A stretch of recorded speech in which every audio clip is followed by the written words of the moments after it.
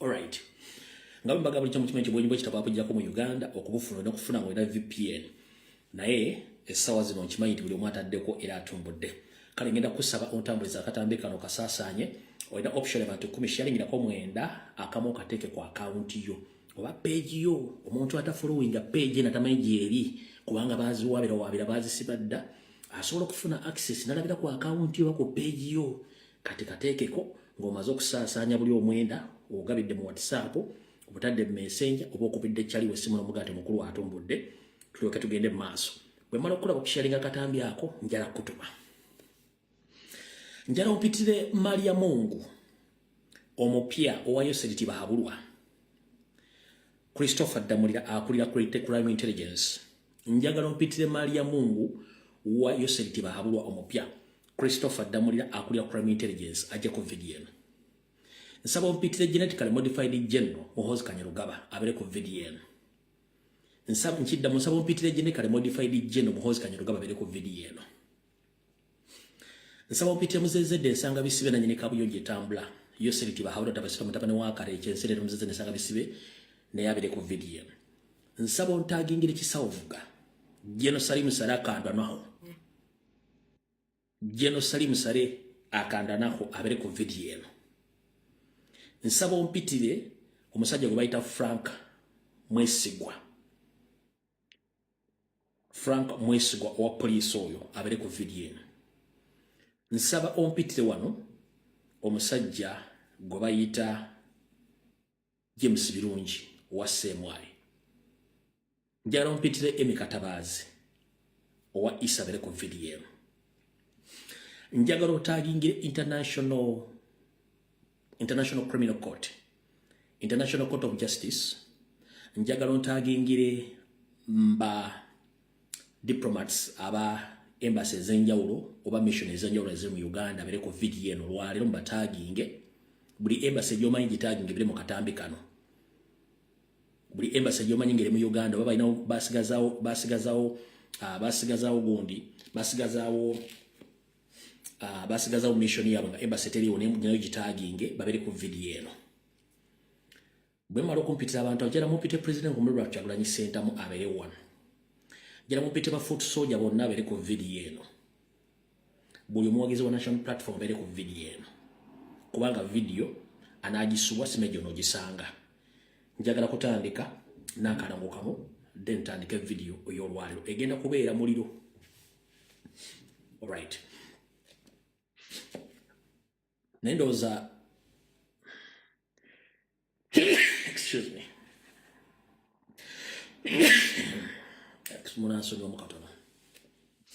Kansoke nebaze then nkuba akalongo tusimbule video. Ngenda kusoka kwebaza ba comrade mwenda betukola mulimu gwa mu social media. Abali ku Twitter, abali ku TikTok, abana babona n'abalenzi, abali ku wenyi wekita kutukola emirimu gyegimu, mwe bali nyo bali lero ko mu ngo okutamza information okusharinga. Ngenda kugamba ekigambo kimu okiwulire mu gwe. Muganda wange commentinga na sharinga okola kyamaanyi nnyo.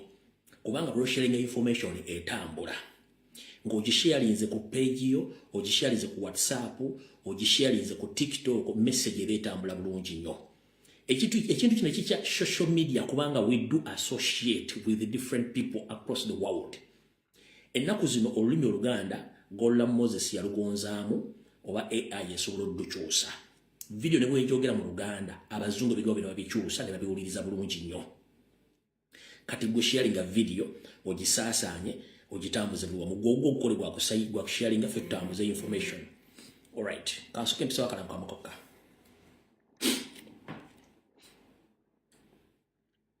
USA, nope, stop people power, 2006 fundraising drive.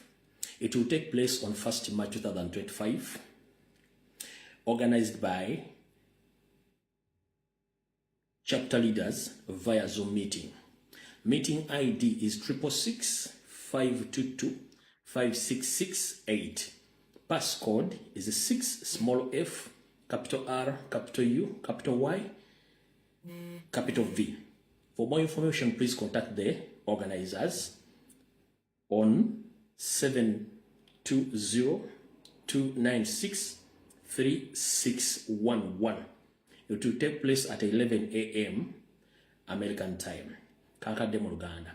Bannayuganda bonna ab'enkyukakyuka n'abapopopower wange mu ggwanga lya Amerika naddala abakulembeze bategese okusonda ensimbi nga twetegekera akalwa akagenda okujja ng'era omulamwa gwa kukyusa ggwanga eyo.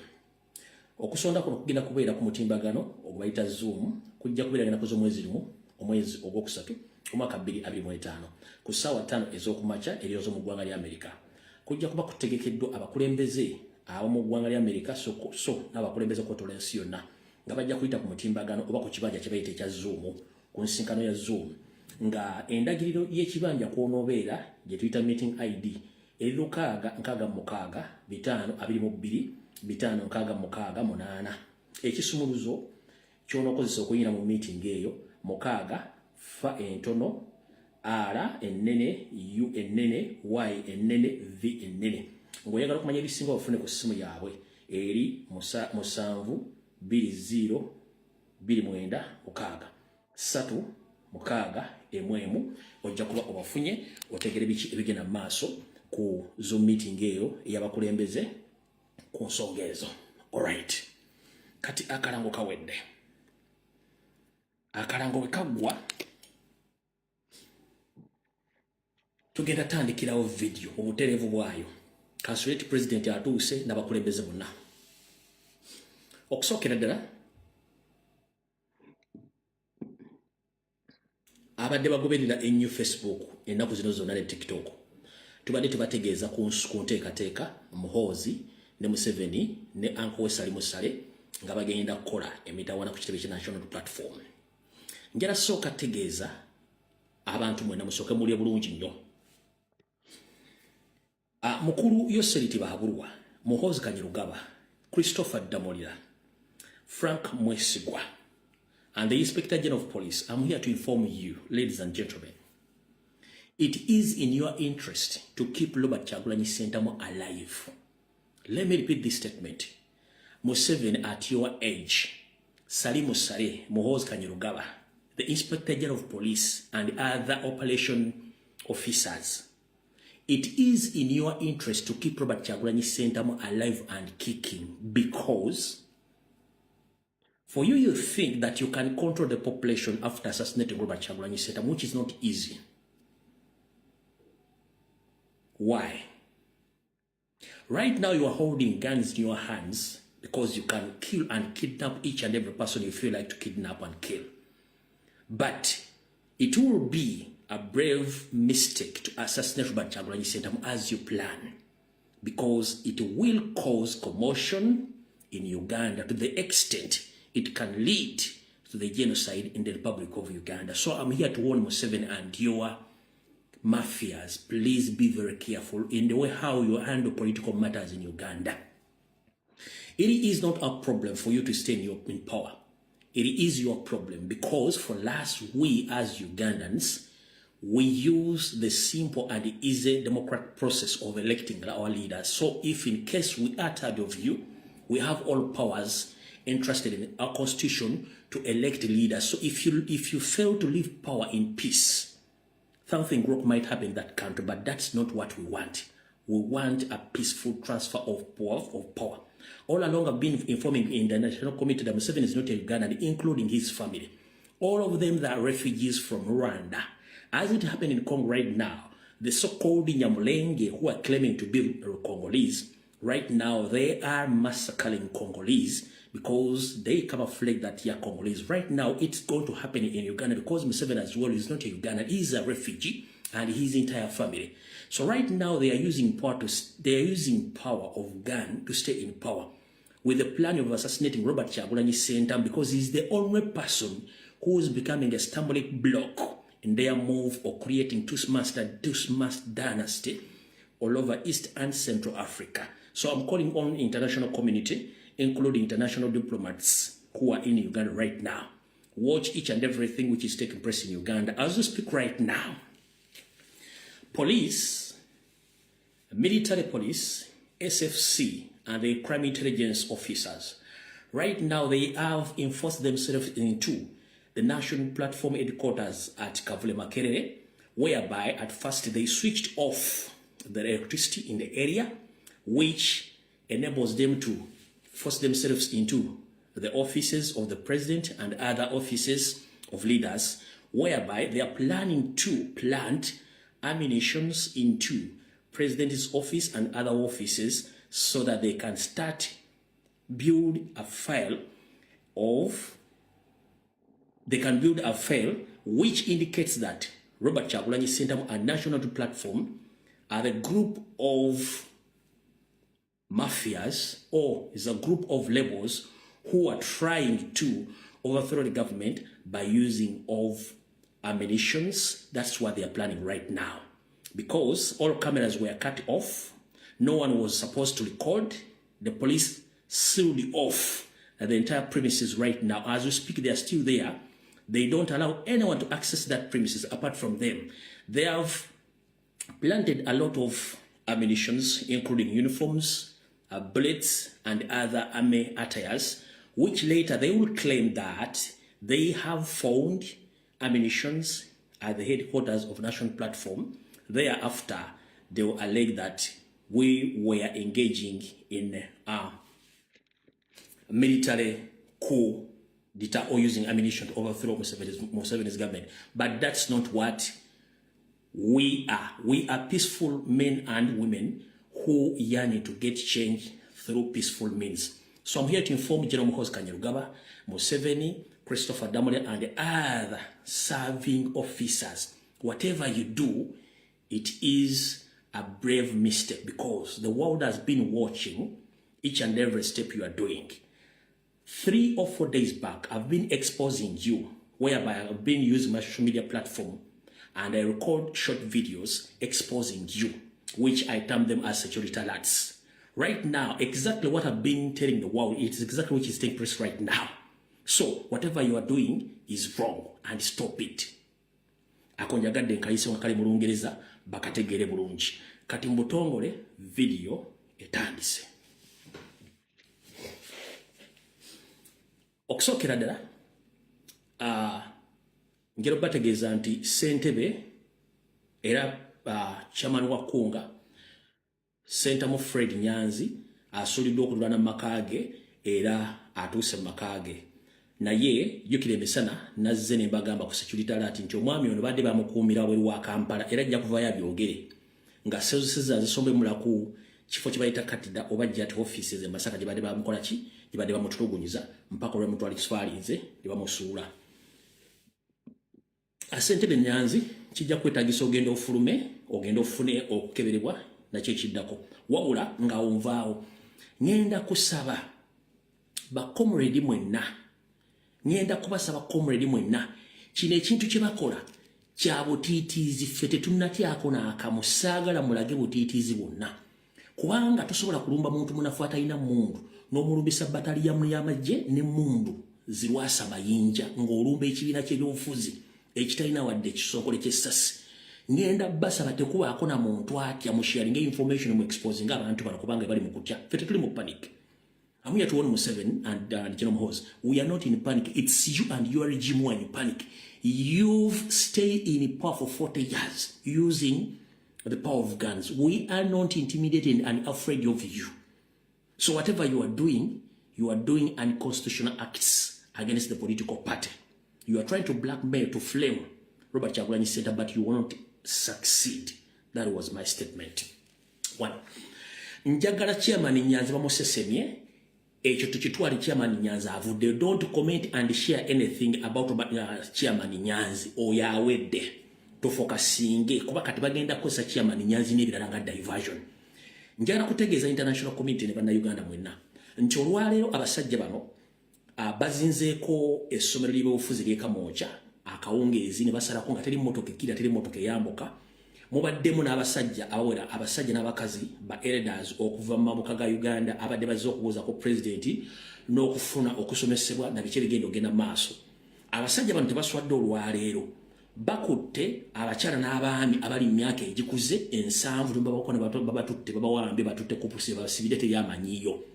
Naye mu kifo ekyo wennyini babadde nga baplaninga ebbanga lino okujja okuteekamu ebyokulwanyisa. Eyo Kamooja kye kibaddeyo, babaddeyo ba elders babadde 7 plus n'abazingako n'abakwata babatwala ku police kyonna kibagala okukoleka mu kyana kyo bakikole kuba plan gateekayo ammunitions na buli kimu ekyo nakyo mukitegedde mu buzibidde olwaleero ng'ekitebe kya national platform Kavuli Makerere nakyo bakizinzeeko basose kujjako masannyalaze kitegeeza kamera zonna babazigyeko tebakkiriza muntu yena ali ku recordinga kintu essaawa zino zamaze okumenya office ya president bateekayo emmundu ebyokulwanyisa na buli kimu kyonna kyebagala bakiteekeyo then baveeyo bakole fayiro bagambe nti ekitebe kya national platform bakisanzemu ebyokulwanyisa bakole fayiro bagiteeko president bamuteekeko omusango gwa treason kati to prove Museveni wrong bino bibimu ku bifaananyi ebibaddeyo olwaleero eno statement ekoleddwa olwaleero iyo statement ekoleddwa ba elders ababadde bavudde mu mambuka ga Uganda bano basirikale nga bali ku kitebe bakiyingiramu by force mbala bulungi nnyo tebakkirize wa mawulire yenna ku kitebe tetunnatuuka ku video gye mwagala ne mulindeeko lozambalaba tetunnatuuka ku video mujagala mulindeeko kati okuprovinga Museveni wrong na buli kimu kyakola njala sooka kubazaayoko katono era ino statement gyakoze president statement gyakoze olwaleero n'abagamba Museveni thugs are now breaking into my offices after spending hours yone mugitegedde njala kuyita mu bwangu naye mugitegedde bulungi nnyo kati eno ye video gye nakola ng'enaku z'omwezi 4 days back eno video gye nakola 4 days back nga mbategeeza ku security ate bibagenda okukola after parade nabagambye nti after parade lwe yaliwo Museveni yatya nnyo ne bayita abantu abajja boogereko ne birema ne basindika General Raiso bwe yazze n'ayogera amafuukule n'alumba president ne mumuwa lesson yamutuusa obulungi nnyo era naye gyali eyo kati kye baakoze najja ne mbagamba nti bagenda kulya abafuutu soja batandika batrack nga babakwate wabula nga poliisi yalina olumenya poliisi zaayo okwetoola Kampala mukono wa kiso bagambe nti bafuutu soja bye babbye emmundu olw'okuba nti bakoze parade nga bali ready okweyambisa emmundu okuggyako gavumenti nenzija n'ekikuba nekye nayogera kyennyini ne mbagamba nti bagenda nekujja ne ku kitebe bamenye bateeke mu byokulwanyisa byabwe eno video ya nnaku 4 mukawulirize. Alright, mbalamusizaako bannyabo ne basaba mwenna kansibe nti muli bulungi ya nze kipayopayo ne security alert eno saagala esule kubanga bano abasajja bapulaninga ekiro n'emisana njala obubaka buno bugende butuukire president ba foot soldiers n'ekibiina kya national platform naye nga njala bugendere ddala wali mukulu akulira crime intelligence mukulu Christopher Damulira gwe n'aba iso n'abaseemwayi muyina olukwe oluteeketeekere muteeseteese okukwata mu president of Robert Kyagulanyi Ssentamu mumuteekeko emisango gye mwali mugenda muteekako nga bawuli byabutala bali mu kkomera ne Bamachete saako ne Ssaanya Mujahideen kati olw'okuba nti president bamukoledde birthday surprise parade kati mwagala kutusa emizannyo gyammwe ngera twongere essaawa zino Christopher Damulira abatudde mu meeting ne bateesa bw'otya bagenda okukwata president of Robert Kyagulanyi Ssentamu nga bagenda kukozesa omukisa guno oguliwo olw'okutya parade bagambe nti abaana abalabiddwako mu byambalo ebimyufu bagenze ku poliisi ez'enjawulo mu bitundu by'emukono Kampala Wakiso ne bamenya poliisi ne babba emmundu oluvannyuma emisango egyo ne bagikonvatinge bagiteeke ku president nti abavubuka ba national platform peoplepower benyigidde mu kumenya poliisi ez'enjawulo ne batwala emmundu nga baagala okwenyigira mu bikolwa eby'okujja ku gavumenti. Kino mukulu Damulira okimanyi bulungi nnyo mwadde mu kiteesaako kubanga mwagala kukwata president naye mwali mupulaniza mu kusooka naye nze nga bulijjo mbasookayo mu maaso kale Mr. President Robert Kyagulanyi Ssentamu njagadde okutegeeza mukulu Damulira n'abakulira iso ne Ssemwayi saako ne poliisi meeting bagituze ne bagikkirizganyaako era nebijambi ebyennyini ebigenda mu maaso mu Kampala mukono wa Kiso naye batudde balina engeri gye bagenda obikonvatinga babiteeke ku fayiro yo bagambe nti olw'okuba nti olina abavubuka abalala bekiddeko ku paleedi eyo be bali mu nteekateeka etandise okukola omenyi bw'amateeka okwagala okujja ku gavumenti nga muyita mu bikolwa ebyekiyeekera kale mukulu Christopher Damulira nze nga bulijjo mbasookayo ne mbaswaza meeting ye mwatuziza nga mwala tandika mwe kenyini okulumba polisi zammwe mubbemu emundu mukiteke ku foot soldiers mutandika obateekako emisango gy'obutujju n'okubakwata mukwateko pulezidenti nakyo mukisaze mubagirawo nga nena bwe gisimufungize tukooye obufere bwa gavumenti ya Museveni ate nga mwe kenyini mwe mutta abantu era wetwogera kati abaana mutandisa obakwata olwo comrade we Nansana baamukutte bamwami mu drone n'abalala bagenda bawamba kubanga muli mu kutya nze mubategeeza Christopher Damulira ofubye nnyo okulaba nti oteeka wansi national platform ng'okola ebintu by'ekisiru mwatuuka n'okusindikira mukazi wo gweweganzikako omuwala oli ow'ekayunga kati ali mu kkomera gomwasibako emisango era egy'okutta omuntu ngera wali omusindise ajje abege pulezidenti amuteeka omusango gw'okuwamba nti yali yagenda kwekobana n'aba SFC okuwamba gavumenti ya Museveni n'enzija information n'engikuba era bwe nagikuba omuwala bamusako misango gyakutemula muntu kati ali mu kkomera gy'avundira ate nga yali girlfriend wo omufunako olwo muli mu KCC oluvannyuma n'omwefuulira n'omuteeka mu kkomera kati gyekinu kyolikola naye Christopher Damulira kiki golooza ebikola mukula tebituuka ekiseera tebikoma mukomye obunanfuusi. Alright, tulina obudde butono nnyo kati njala kukolamu akantu kakutereezamu katono. Omuwala gwenjokeddeko mu kavidiyo kano ow'ekayunga baamuta omuwala ono gwenjogeddeko mu kavidiyo eyali ewa Nopu baamuta eyali akola mu KCC era adiringa ne Christopher Damulira baamuta gyali kati ali abutaala bamuwa bbeeru ya bukadde 5 mu military court n'amuta gyali yaddeyo ekayunga gyali naye agezaako kwezimba dde ayagala kukola advance adde kati nakano kabadde ka leero. Alright, ambalamusizaako bonna bannayuganda ne bakomredi mwenna naddala ffenna bakola emirimu gy'okumutimbagano okulwana enkyukakyuka n'okulwana ekibiina kyaffe kya national platform sako ne president ndi wano bategeeza mwenna nti batutaddeko diversion olw'okuba nti kati batadde chairman Nyanzi ate amagye ne poliisi ne bagenda balumba essomero lyaffe ly'ebyobufuzi ly'Ekamosha nga bagezaamu okuplantingamu ebyokulwanyisa ne uniform nga kati essaawa zino twogerera ekitebe kyennyini ekya national platform ekikulu ekavule kirumbiddwa amagye ne poliisi mu bayingiriza keesi ez'ebyokulwanyisa ne uniform ku kifuba nga tebakkiriza muntu yenna adde okulikodinga era nga n'amasannyalaze bakedde gajjako nga ne surveillance cameras tezikola essaawa zino kati ngenda bategeeza mu n'abacomrade buli ali gy'oli please tusooke tuve ku diversion eziteereddwawo tusooke tuconcentrating ku bulabe bagenda tuteekako olw'ensonga bagezaako nnyo okufulaminga pulezidenti n'ekibiina kya national platform tulina ebyokulwanyisa nga bwe nabaga mu vidiyo eri ewedde so kati kyebali mukola essaawa zino mwena njagala bakubiza omulago gutakungula muve ku diversion ezigenda mu maaso tusooke tuconcentrating ku kintu kyebagenda okuplantinga ku kitebe kuba olwo ne bayingiriza ebyokulwanyisa omuli amasasi emundu n'uniform z'amagye ku kitebe kya national platform ekavule mu maanyi nga tebakkiriza muntu n'omu abayimiriza basse kujjako masannyalaze kuba kati kamera ziba tezikola abantu bonna balina amasimu bagabajjeeko kebere katooki bali mu kufulaminga nakola fayiro zaabwe zibagenda okutwala bateeke mu case file gye bagenda okugula ku pulezidenti n'ekibiina kya national platform so bakomredi mwenna mbasaba muveeyo musooke muve ku birala tusooke tudde ku kyokulabisa abantu bano kyebakoze ku kitebe kale buli omutambuza ka vidiyo kano ne bakomredi mwenna muveeyo mukole vidiyo ez'enjawulo kale mukama bankuumire mutambuze obubaka buno. All right. So Muhoozi Kanyarugaba, your father Museveni, as well Christopher Damulira, James Birungi, and other officers who were ordered to carry out that operation, I'm here to inform you that the international community is watching. Time is up. Your family has led Uganda for 40 years, but nothing we've gained. We lost each and everything as Ugandans. Our fellow Ugandans are in diaspora suffering because of mismanagement of power, money, and each and everything, all resources.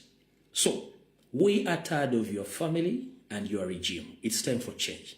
So, whatever all the tactics of military or guerrilla tactics which you are using to blackmail or to frame National Platform and Robert Kyagulanyi Center won't succeed because we're here to expose you.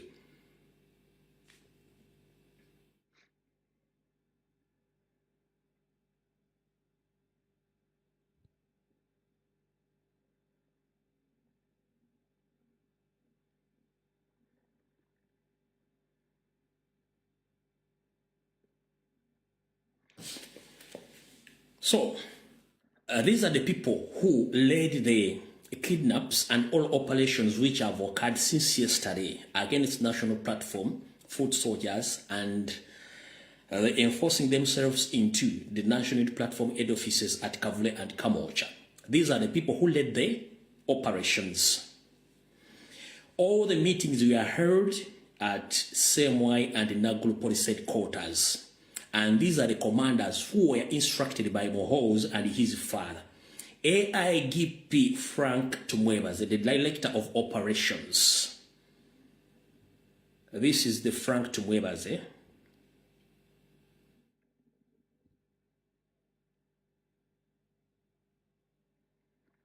Wait a minute.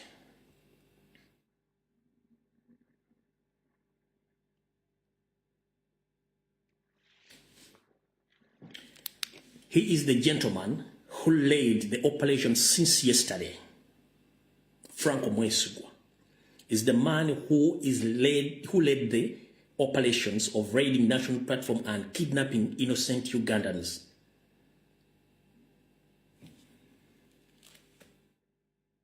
In conjunction with a new Maria Mungo. Whoever who doesn't know Maria Mungo, he was a very dangerous man during Amin's regime. He kidnapped and he killed Ugandans under orders of Idi Amin Dada. So, under Museveni's regime, this gentleman known as Christopher Damoda is the man the man who is working together with Frank Mwesigwa to terrorize Ugandans, kidnapping and killing and torture them under different orders from Museveni and Mohoz in different torture chambers across the country. He's known as Christopher Damoda, the new Maria Mungo. Tugenze maso. Kati, njala kusooka kubategeeza obaka njala abalidinze operation zino ense bategeere. So, operations were led by AIGP Frank Mwesigwa, the Director of Operations. 2. Commandants of SFC. 3. SP Hawali Operations City Tactical. Those are the main planners today's raid, and they are on ground disguising. So, I wish to inform the international communities and all diplomats in Uganda that Mohozi, the son to Museveni himself and his younger brother, George Akandona Hosali Musare, they have been instructing the following people to carry out operations against national platform and all its supporters, whom we called foot soldiers, including the raiding of national platform headquarters and president's office, whereby they planted in ammunitions. And very soon, you will hear the police coming out saying that they have searched our headquarters and they found ammunitions whereby they are going to use it against the president. So those are the 3 people on orders of the other 3. AIGP Frank Mwesigwa, Director of Operations. 2nd, Commandant of SFC. 3, SSP Hawali Operations CT Tacticals. They have been all over around, supervising, commanding, using radio calls all along. Listen very carefully. After sending away all our staff members and other people who were at the premises, the military has broken into the National Platform USD offices at Kavule and the Nope School of Leadership at Kamosha at the same time. Since they are not in company with any of our officials, they have chased them. Those shameless fellows might come out saying that they found guns or other things at the premises, or even plant some things and later claim they have belonged to us. Even in their cowardness acts, they are smart. They are not smart at all. So that's the statement from the president himself, Robert Kyagulanyi Ssentamu. So, njagadde okukola video eno ngiteekamu olufuutifuuti n'oluganda kuno kuliko abantu bangi abatasobola kukona mu video eno. Mwe mulaba abantu be batono abalaba video eno nga tebagikonye mbe bangi bafuna information eno. Yensonga lwaki njagadde okutabikamu oluzungu n'oluganda. Kati njala tegeeza mukulu Muhoozi ne banno. bobanga ogamba nti omuntu yenna aserving eggwanga omuntu yenna aserving eggwanga tateekeddwa kweka face ye bano babeera ba terrorist tateekeddwa kweka face ye naye musindisa abasajja nde disguise nga bakwese face zaabwe musindisa abasajja nga bakwese face zaabwe mu bukookolo be abasajja bali mu operations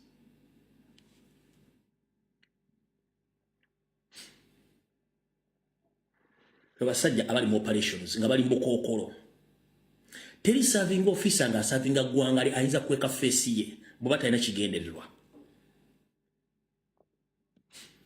teri mujaasi aweereza ggwanga ng'asasulwasereza omusolo asobola okuweka face ye to that extent okitegeera bulungi that is wrong so wetwogerera olwaleero nga bwe nabagambye nti bagenda kukola operations okukwata bacomrade baffe muganda ffe akirewo kivumbi akwatiddwa olwaleero n'atwala mu kifo ekitanategeerekeka muganda ffe smart wa bobi naye akwatiddwa n'atwala mu kifo ekitanategeerekeka muganda ffe General Gaddafi naye akwatiddwa n'atwala mu kifo ekitanategeereka n'abalala betanategeererako bo baba batutu olwaleero naye ndi wano tegeeza bacomrade mwenna mumpulirize bulungi nnyo ekigambo kya state okutandika okukola ebintu bino okusi kutya kwabwe era si buvunaanyizibwa bwammwe lwaki omuntu bwanga gw'olina amaanyi n'olumba omunafu ng'omunafu teerwanyeeko kitegeeza omala biseera okuwamba bannayuganda tekugenda kukoma tekutandise leero tekugenda kukoma mpaka nga tuggyeko gavumenti mu ngeri eno neesoboka wabula ndi wala otegeeza Museveni ne banno 1 mutrackinga amasimu ga bacomrade bonna nga mukozesa ebimama bye mwaleeta kati ndi wano otegeeza comrade yenna muganda njala kutegeeza musobole okufuna essimu endala ng'essimu layini yo ebadde emanyikiddwa publicly kozesa layini empya naye ng'ogitadde mu ssimu endala ekyokubiri kwata essimu yo giteeke mu flight mode oba mu flight mode bw'ogiteeka mu flight mode then giswitching off bw'otagiteeka mu flight mode n'ogiswitchinga off kitegeeza bakyasobola okutrackinga nkiddamu kwata essimu yo giteeke mu flight mode teri asobola kutrackinga era ne wogenda gijjako ngeri mu flight mode teri asobola kutrackinga ssimu eyo ompulya bulungi nnyo ekyokubiri munoonye essimu kaadi empya ze musobola okukozesa ezitali ezo kubanga batrackinga muggyeko gipyala locations oba locations ku ssimu zammwe muziggyeko kyekyokubiri ekyokusatu omuntu yenna gw'otalina naye appointment tomukubira ssimu ekyokuna currently mu kaseera kano buli omu osobola okukyusaamu location wooli kubanga bali mu panic baagala kukwata buli muntu omu lwaki okusinziira ku meeting ebadde ku makya bagambye nga bwe nabagambye ebigambo bibiri bye nabagambye mu strategic plan yaabwe gye balina kandi basomere strategic plan abatagitegedde mulye bulungi strategic plan yiino strategic plan gye bateesezza nga bwe nabasomedde yabadde to disorganized Robert Kyagulanyi Ssentamu ye plan esooka eyokubiri to arrest all close allies eyokusatu to arrest all people in the party so that they saw that he is isolated. By the time we reach the campaign period, he will be alone. He will be remaining with those untrusted foot soldiers who are easily be bought off. Nebagamba arrest and detain trusted foot soldiers. Ekyokutanagamba arrest party heads like Frederick Nyanzi and the other and put them in communicado. If possible, arrest his wife or one of his children. Disorganize the party structures. So, when the time comes to elections, he will be heartbroken without any support and any trusted people around him. And he will be concentrating in missing people. That means it will be our win at the end. That will be the easiest way of winning Robert Kyagulanyi Ssentamu. Eyabadde strategy plan yabwe nga bweri olwaleero era weekyali n'olwaleero bagizeemu era ne bagidiscussingako kati gye basembeyo eruwa Mr. President nsaba ompuliriza bulungi nnyo ssebo n'obuwombeefu muzzukulu wa Gayira Gajuule nze muzzukulu w'amazige nze nkusaba Mr. President Robert Kyagulanyi Ssentamu muzzukulu wa Gayira Gajuule mugulu Musingo ono muzzukulu w'amazige Lumbuye nze nkusaba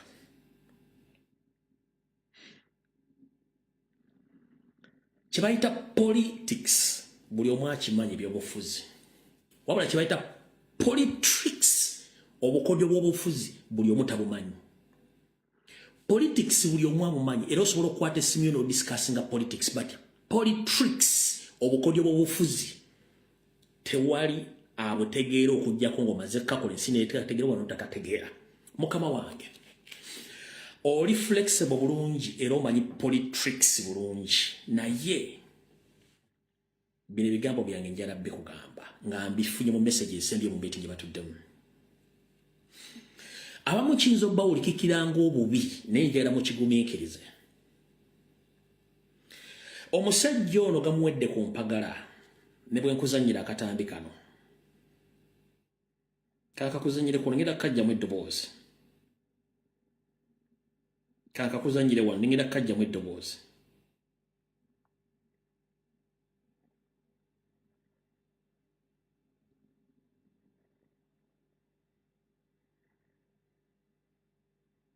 kukaluwa simanyi nakajjeemu omusajja ono gamuwedde ku mpagala mazima gali nti gamuwedde ku mpagala nga omulaba atambula bamukwatako bukwasi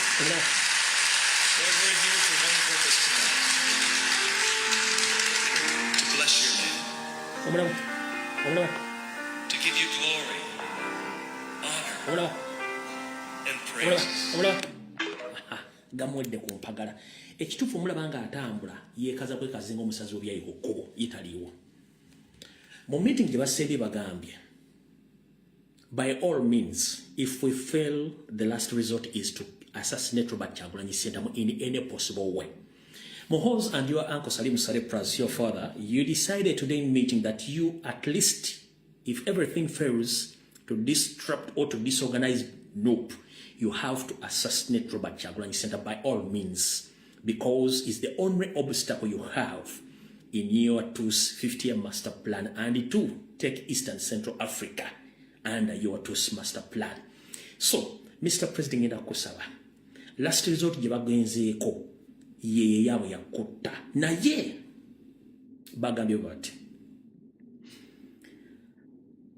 with immediate effect after assassinating you bagenda kulirizinga retired Kano Kiza Besigye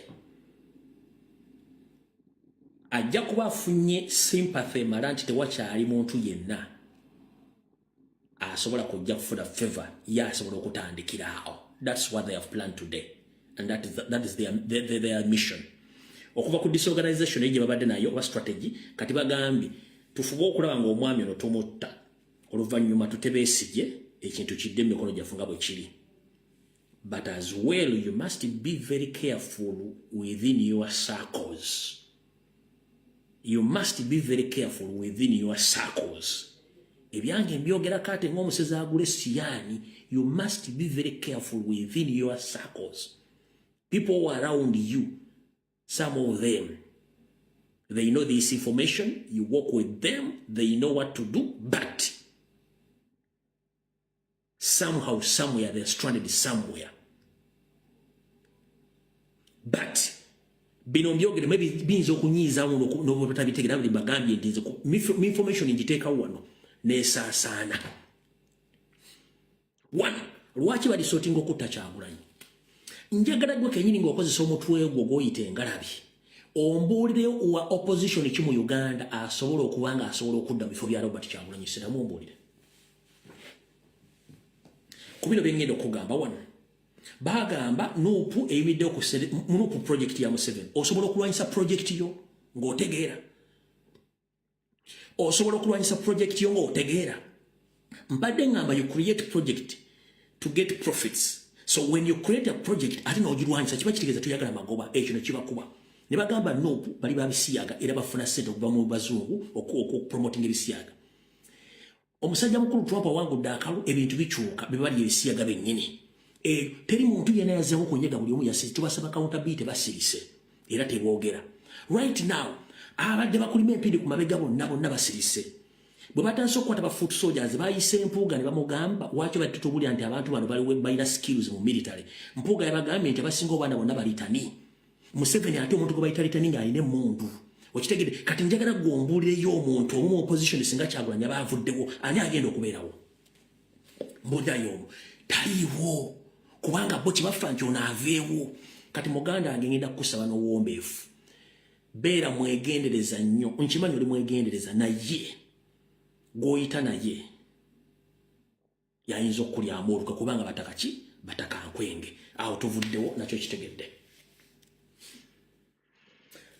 Kati bannayuganda mwena bali mu US era bali mu America. Muhozi project eri mu America bayina WhatsApp groups mu coordinatingira information yaabwe. Bagiyita Patriotic Ridge Uganda eri mu America. Eno ye Gmail yaabwe. Eri info@mokmovement.usa.com. Nga yaba North American residents only. Mu WhatsApp group eno yeri mukola n'okufandinga abasajja abatemu aba ISO n'okubawa information nga bagamba bagala ku tracking aba comrade baffe bonna. Era bayisiza ssente nga bagamba we wanted if you know them just report to General Nareiso kati B General abanoonye n'abaabwe. Wulira bulungi nnyo. Mu WhatsApp group eno bagambye nti abavubuka no bengendo bazanyira wanted if you know them just report to General Proscovia Nareiso kati ba General babanoonya. Kuliko omu enamba ya Uganda n'agamba jobless hopeless full time losers enamba eri +256 772 064013 mujiwandikawo eri +256 772 064013 oyo omu. Kuliko omulaba muyita Alex Mutaki ali ku simu +1 646 932 8109 e WhatsApp group. Kati bano bebafandinga sente okuva mu America bano nye ba foot soldier. Ba foot soldier baagala okukolako bebaluwa. Baagala kukola ku baana baffe bano abalabikidde mu katambi kano. Kankabadize bulungi. Nga banoonya buli mwana ine abadde mu katambi kano bossele ziva mu America okwata buli mwana ine abadde mu katambi kano bakayita mu WhatsApp groups zaabwe. Bakaina mu WhatsApp group zaabwe abapatriotic kitegeeza nti wonna mu diaspora ba NRM bebali mu kufandinga era nga bawa intelligence okuva mu bantu batirimu nga baagala abaana bano bonna bakwatibwe bonna bawabirwe ewa Proscovia Nareiso. Aha kati ke katambi kano. Kati group eyo gye muwulidde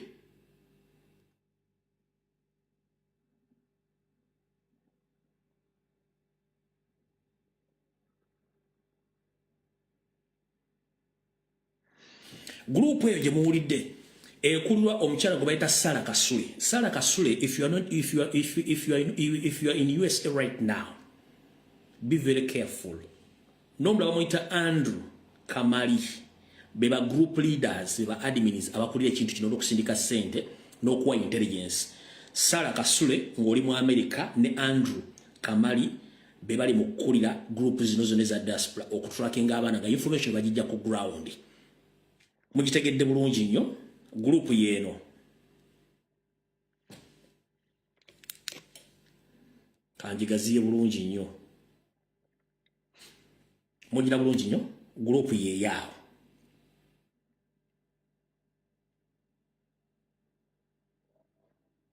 So omuntu yenna mukwasi w'amateeka abamanya amateeka ne ba chapter leaders mu America muntukire mu inbox mbawe information eno. Mugende mu home office, mugende mu FBI, muwabire abantu bano nessimu ne munazisuula information tugirina ne information tugirina buli kimu tukirina nga mwe mukola funding ne tracking okuweereza abantu e Kampala ba tracking abaana afa babakwate awo nawo tuvudde ono zamutegedde obulungi nnyo kati omanyi ayogera omu abagamaga muli ekya planning ekawempe good enough nti timu yaffe eya electoral commission babatadde be bataddeko ne eno message bajje nayo video badde mpanvu nakitadde ku Facebook ne ku YouTube ne bana abakyala bavudde bine bavudde nabyo muki nenga naye bagamba recent de bine bavudde nabyo mu komera gye badde babatadde Sinze nnyo kukaluka tugenda mwaka by election. What are our techniques? What are our techniques? What have we planned? Ebaga bagenda kukola embeera yonna era tugamba abantu bonna bagenda mu kawulire special abavubuka lwaki tugenda kukwata abantu bangi bagala kuteekawo abantu buli omu asobola okutya naye nga ke tugenda mu ekawempe that by election tegenda kubeera normal by election ogenda kubeera lutalo. What are our techniques? Tuzijjawa zigenda okwesa mukalu waabwe ye lwaki twawa omwami oyo kanso nga efulakbeya lwaki tetwawa nserokokale. Right. A message yevuddeyo kati bwe tuva awaawo eno ye session ebaddeyo enaggulu wenkoledde video ku makya nenzija ne ŋŋamba nti bakomredi mwenda musaasaane eno meeting ebaddeyo nga bata drone zonna enaggulu ku headquarters sisobodde funa recorded footage nfunye bifaananyi still photo eno etiimu yonna evudde enaggulu eya flying squad ne jaati etambudde mu Kampala mukono wa Kisonga egenda ekwata abaana beeru wenzijidde okukola video ekindese kipayopayo nga amaze okufuna confirmation okuba mu sources nga amaze okukola ki okubasimbula abajaati n'aba SFC bebifaananyi ekyovula nti nze mangu okukola video eya security alert nga amaze okufuna information nga amaze okubasimbula abasirikale bonna bavudde ku Ssemwayi Mbuya ne bava ekireka ne bava ku headquarters ku poliisi ne bava ne Makindi okola operations ezo mwe mulina abantu baddamulira kati mumpulize bulungi nnyo wano akazimbe ke nabalaze ke bayita Aga House akali ku Mawanda Road e Kamoocha nga waggulu waako waliyo abantu abakolerayo wali kuliko ne clinic nabanyonyodde clinic ebintu byekola wabula ku ground floor bili waze tuita basement eyo tocha chamber ate detention center era transfer center transferring abana abakutte abana bakwate kati nakuzo babatwala emitiyana mu tocha chamber ziri emitiyana neziri mu bitundu ebyemasaka n'okwetola ebitundu ebyo tebakyala basibira nnyo mu Kampala naye provided omwogezi wa poliisi n'ekibinja kyabwe ekituule naggulu bagambye nti balina enteekateeka ekwata abaana bano mu operation bonna basinga obungi bagenda basibira Rwanda. Luko Owesigire ne gurupu ya mwenna okuli Christopher Damulya Franka Mwesigwa Muhoozi Kanyerugaba ne Museveni plus Ali Musale. During the 2000 elections, you did the same things. Some of Ugandans were detained in Rwanda prisons and they are still there. Others, they were killed and buried in mass graves in different parts of Uganda. But we have key witnesses who survived, who can come and allocate where you buried our comrades in mass graves. The same thing right now, you are planning to arrest Nupfu soldiers or supporters, and after arresting them, you will transfer them to Rwanda prisons. And others, the liberated, will be forced into Congo in the battlefield so that they can be killed from there. So, Muhoozi Kanyerugaba, your father and your uncle, Salim Musale, it is in your wish to keep Robert Kyagulanyi Ssentamu alive. Right now, people are tired of your regime and your family. We are still talking simple and easy in the polite manner. But one time you force us to engage in what you did previously in 1970s. Because we can. But that's not the path we want to take.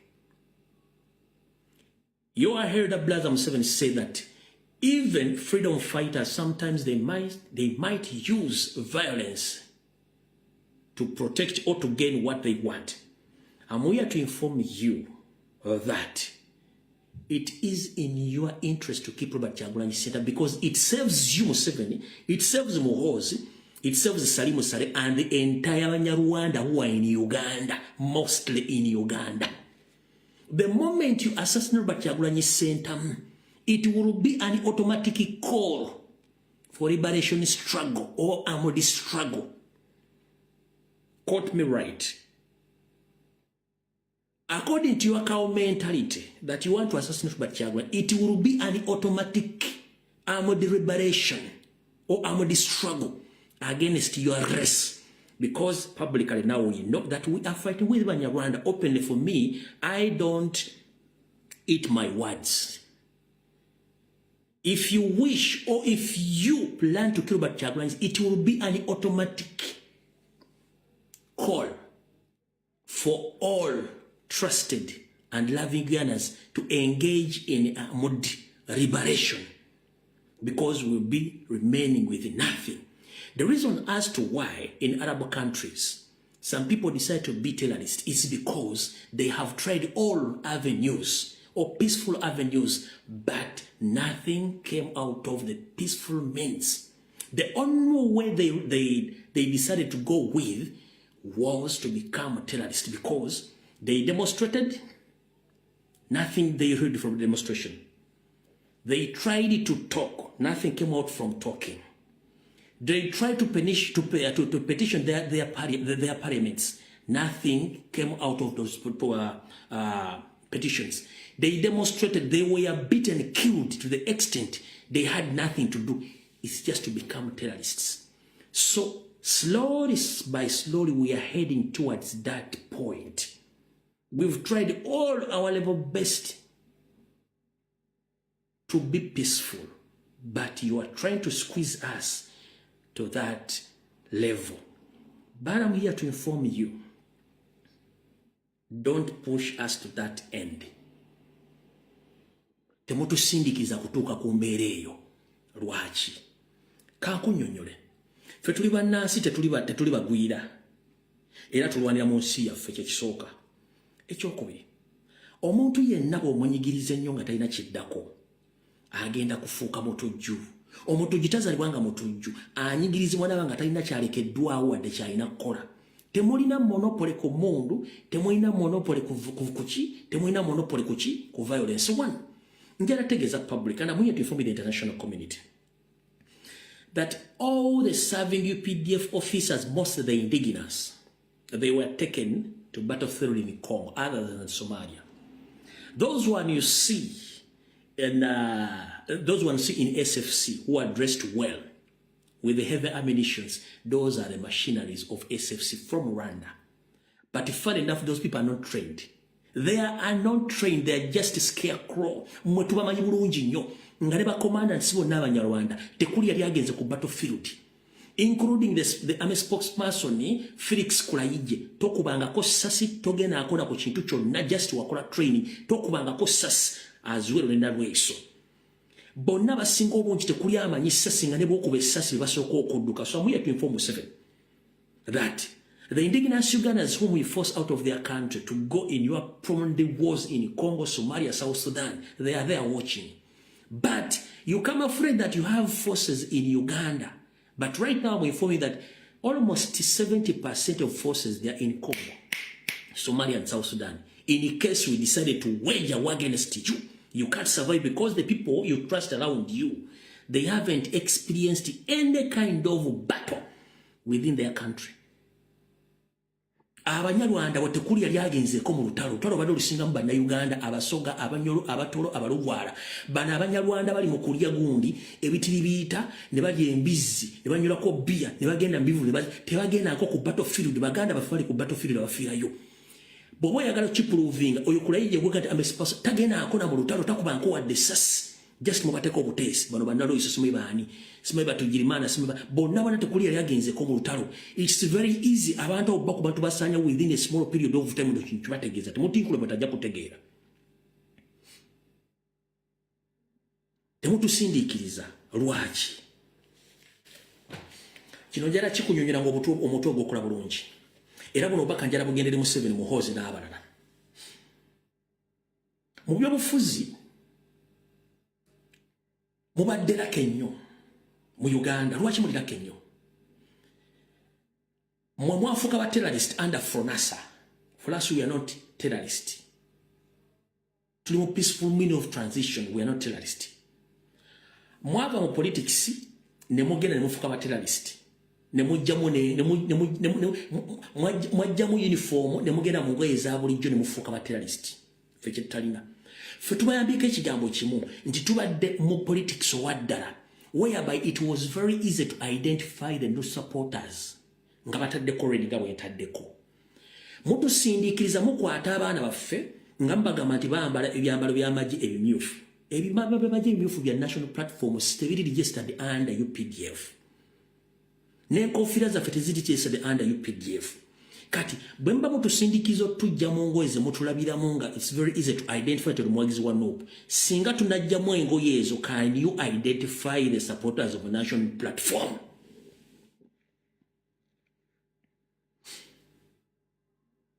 The reason being nti abaana okwambala uniform emyufu oba Uganda n'okwambala uniform kibatiisa nti international community laba nti mulina support.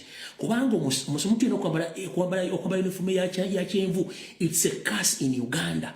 Mubasasula ssente okwambala yellow, but no one is paid to put on red in Uganda. So the reason as to why they are arresting us, because when we put on the red attires, which shows the support of the national platform and people power, it exposes Museveni's yellow color because no one is able to put on that yellow color. So we are still putting on red as a peaceful mean, but you are forcing us into something different. What if we remove the red color? Will it be easier for you to identify us? Ati mwagala tukwata kinaba kyangu otu identifying nga tuli mungoye za bulijjo. Tugezezaako oku identifying ensetula tuli politically mature twambala red. That is our color and our desire, our support. Singa tunajjamu red ne tugenda mu ngoye za bulijjo, can you identify anyone kye mwagala tutuukeko?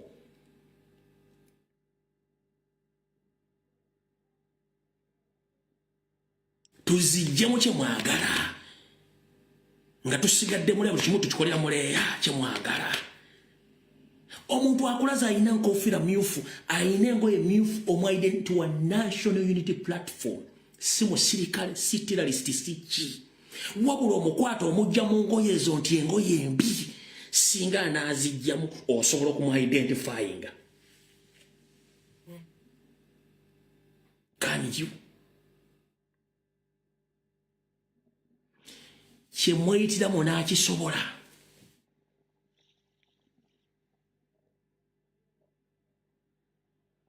So omutula ne munywa amata mu amafu ne mutandika okunyambira mu ntebe, sorry to mention, ne mutandika okulowooza nti mwensi mwagimala.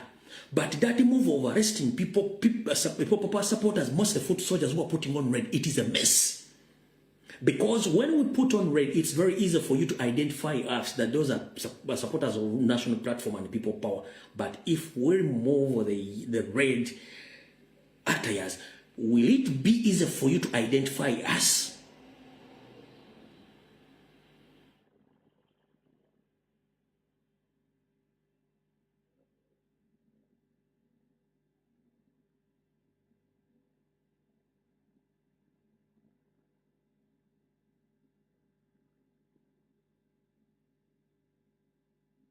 James Birungi, Emi Katabazi, Museveni, Muhoozi, Genocide Musale, stop your cow mentality nonsense. We've tried to keep peace by identifying ourselves, putting on red as a choice to support a national platform. But you are arresting people who are putting on red, the foot soldiers. That is a sign of cowardness and backwardness. What if we remove those red attires over the t-shirt? Will it be easier for you to identify us? If it goes from was to waswa, Mchidam, if you force us to remove those red attires, will it be easier for you to identify us? If the was goes to waswa,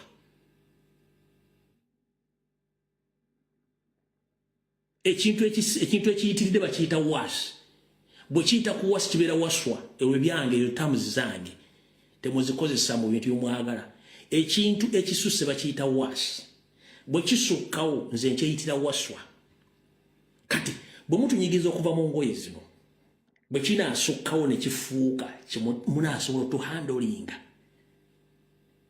kubanga it's very easy to identify the policeman kubanga ateekako kombati y'amagye kyangu nnyo okwidentifying wa prison ateekako olugoye lwa prison kyangu nnyo okwidentifying omuntu ateekeko naye omuntu atali identifiable ng'ayambadde ekintu ekirala ekyefaaniza engoye za bulijjo kibi nnyo so bw'oba otuula ku mmeeza mmwe nga munywa amata gammwe n'obumondo obusotte mulowoozeemu kye mukola mukikyusemu ng'obudde bukyali temutusqueezinga nnyo tutwala ku sitepu gye mwagala tugendeko okitegedde bulungi nnyo ekyo nakyo mukitegedde kansooka enzireko wano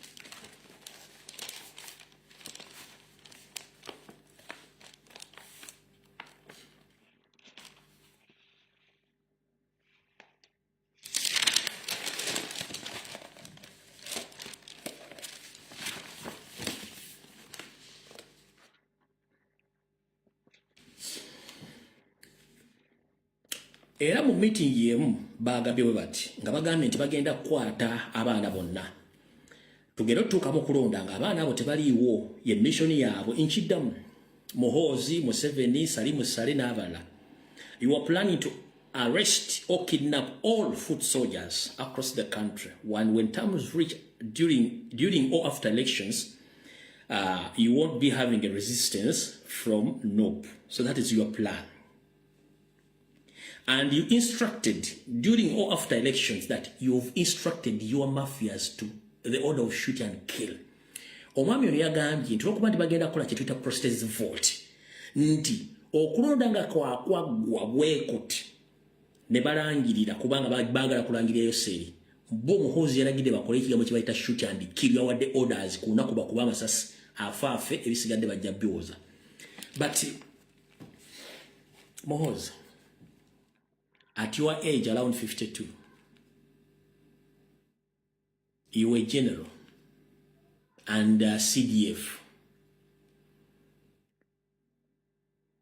You think that if the previous leader issued some order, issued the same statement like you are doing right now, you think you would have been there?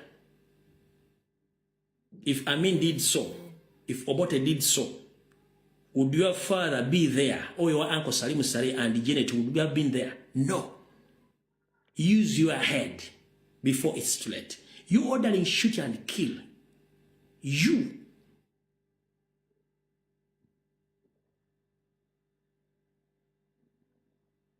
Try to force yourself to understand. I know you don't understand 24/7, but try to force yourself to understand. Singa Amin oba Obote bawe biragiro by'okuba n'okutta abantu bonna bali bawakanya publicly. Stepmother wo Janet yandibaddewo, Museveni yandibaddewo, oba ko taata wo yandibaddewo, Salimu Sale yandibaddewo, oba abantu bandibaddewo. No. Wadde totegeera kozesa omutwe gwo osobole okwekako okutegeera. Wadde totegeera kozesa omutwe gwo n'obudde bw'osobola okutegeera olw'ensonga nti ebiseera ebisinga bw'okozesa nnyo omwenge kali ka alcohol content akalimu kakuleetera okulowooza nti mu nsi olimu bw'omu naye ng'abantu be bali mu nsi kinjala okuteeka okugamba otegere bulungi nnyo kitegedde mukulu. So order the shoot and kill during off directions genda ozigambe nnyoko.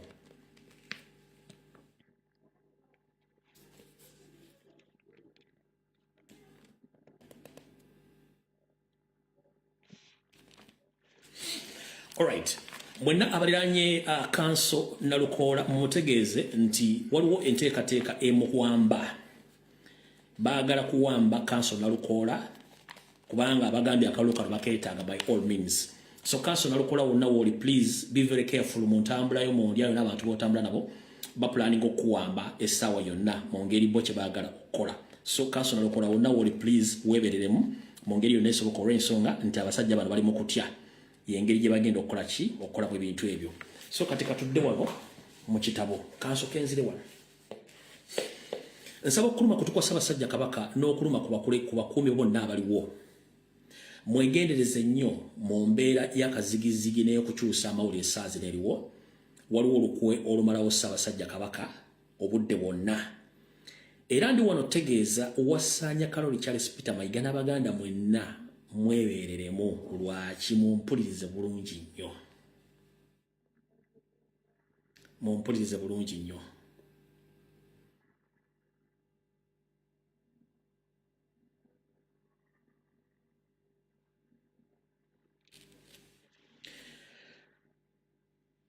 bwe mbagamba ebigambo bino mbitwalanga byakusaaga oluvaayo ne musirika Museveni nga bwe yali ayagala okukyusa Uganda bagifuula enveera republic oluyimba lwaffe olw'eggwanga likyuke ne wasaanya Kaloli Charles Peter Mayiga Ssalonga Mulengejja bw'atyo wayagala okutta mukama we Ssaabasajja Kabaka ye afutubbale ku Buganda emyaka gye nabagamba naye waliwo kye mbadde temumanyi ekyekusifu Abaganda mwenna mbadde mukimanyi nti ekitiibwa kya Buganda kyakyusibwa dda era version empya nga bamaze okusanyawo Ssaabasajja Kabaka gyeri eterekeddwa nga Mayiga yagirina Mayiga yakozesa Muganda gwe bayita Andrew Kagwa Kakeeto okuwandika ekitiibwa kya Buganda ekipya era bakikozesako ne ku mukolo ogumu okwalika abantu ng'ebikumi 300 nga tekukkirizibwako muntu yenna atali wa ndowooza ya Mayiga ng'ekitiibwa kya Buganda kyakyusibwa dda bino mugenda kuwuliranga byenjogera batajja bitegera mujja bitegera ne comment section ziyimiridde wasaanya Kaloli Charles Peter Mayiga yakyusa dda ekitiibwa kya Buganda balina version yabo gye bawandiika ne Muganda gwe bayita Andrew Kakeeto era nga gye kiri coding bakiterese nga kino baagala kikola okufulumya ekitiibwa kya Buganda okikyusa nga bamaze okusaanyawo Ssaabasajja Kabaka very soon bo kye bapulaninga kyovula mbagenda nti mukuume Ssaabasajja Kabaka wonna waali kino bakipulaninga Muganda we yawandiika oluyimba lwe bamuyita Andrew Kagwa Kakeeto abeera ku Jinja Road okwo ye Muganda ate musajja mukulu mu myaka era version baagifulumya naye temusobola giraba essaawa zino oyo gwe bayita Omunyarwanda super nga ye kyayagala akikola nga gwakulozesa nti totegeera naye nga ate ye aba akikola akimanyi bulungi nnyo nsaba okulopera Ssaabasajja Kabaka nti ekitiibwa kya Buganda baakikyusa dda wabula kitereke baagala kumala kukunkumula mukono mu kibya bakyuse ekitiibwa kya Buganda n'ebirala nga n'engalo bye bakyalemedde ogisaanyaawo yali mission entuufu so ekyo njagadde nkitegeeze Kabaka akitegeere n'abantu abali mu Buganda mukitegeere ku Sande bwe naba nfunye amaanyi nyinza okujja ssaawa 3:45 obutajja kubanga information ejja kugefulu wabula enkya singawo ekijja kyo nsobola okudda enkya olw'omukaaga okufulumya information naye njagadde ntegeeze Obuganda nti wasaanya Kaloli Charles Peter Mayiga ne Muganda we Andrew Kagwa Kakeeto baafulumya dda version empya ey'ekitiibwa kya Buganda era gyeri naye nga mu nteekateeka baagala kusaanyawo Ssaabasajja Kabaka before yensonga lwaki tugenda kuyingira omwezi ogwokusatu mwawuliddeyo akalawo ka birthday rani yesu bayinza okafuluma gye bujinga mumaze obyogera kubanga ono baamugoba dda naye alemeddewo alina ebintu byagala okukola mu kaseera kano kati naye baamugoba dda alemeddewo bamugamba azeo ddamula n'agaana ekyo mukitegere njala kikolako katono nnyo abali okumpi mukuume Ssaabasajja Kabaka era buli kimu kitambule bulungi nnyo awo tuvuddewo katugende ku nsonga endala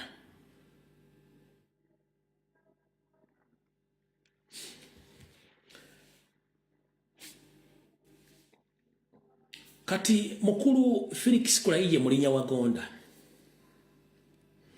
ebigambo bimwogedde okutiisatiisa okwagala okuwamba n'okukola buli kimu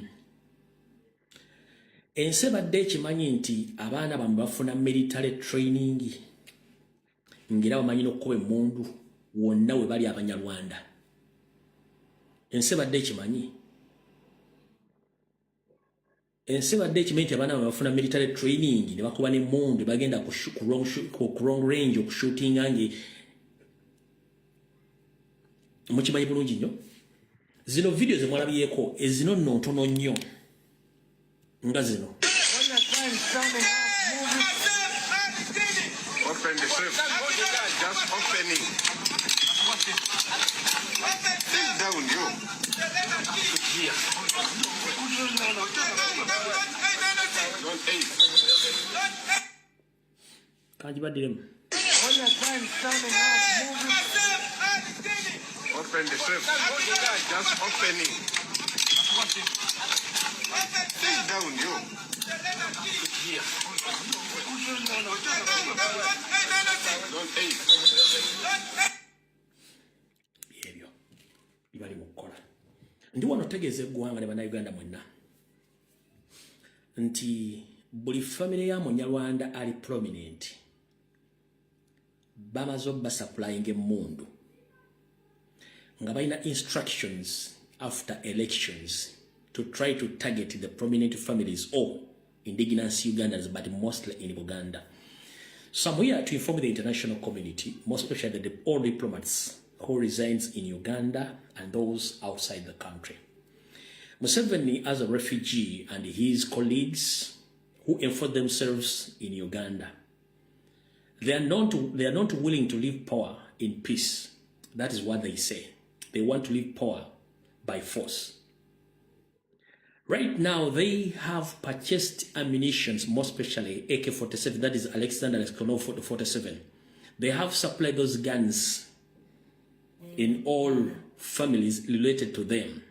So in case there is chaos there, they have orders of shoot and kill. Mostly, they will be targeting the indigenous Ugandans, but mostly in Uganda regions.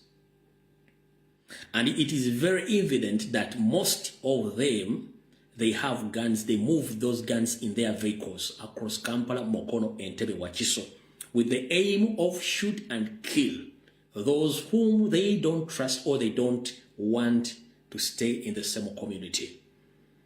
That's why Museveni has been receiving aid and money from the USAID and other projects. But if you ask Museveni for accountability and the whereabouts of that money, none of them or himself can explain the expenditure of that money. That money has been used in purchasing ammunition, and that all those ammunition have been given to those Banyarwandas in Uganda, mostly in Uganda, with the aim of killing the indigenous Ugandans, but mostly Baganda. Evidently, as all Baganda in Uganda, they have been witnessing the ongoing forcefully, but somehow Museveni has been camouflaging using Ministry of Health in immunizing mostly in Uganda region, the forceful immunization.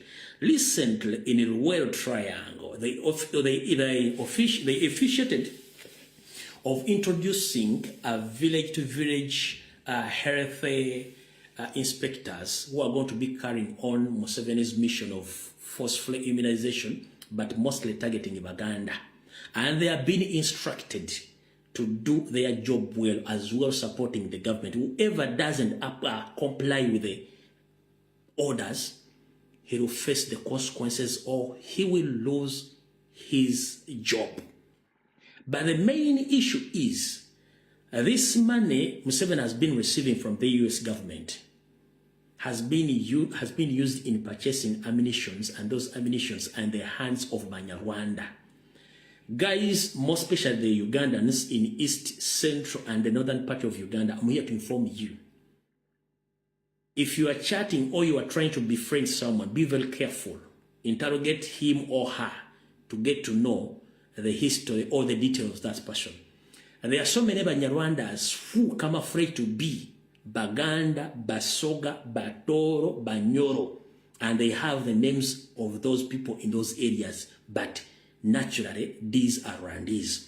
And I'm here even to inform the Kenyans right now that according to Museveni's plan of loading Uganda for 50 years under their Master Plan of taking Eastern Central Africa under their control. They have transferred many Rwandese with Ugandan passports. They have settled in Kenya in the disguise of opening up born-again churches in different parts of Kenya. But after reaching there, they get Kenyan passport and national identification. And they nickname themselves in Kenya, they nickname themselves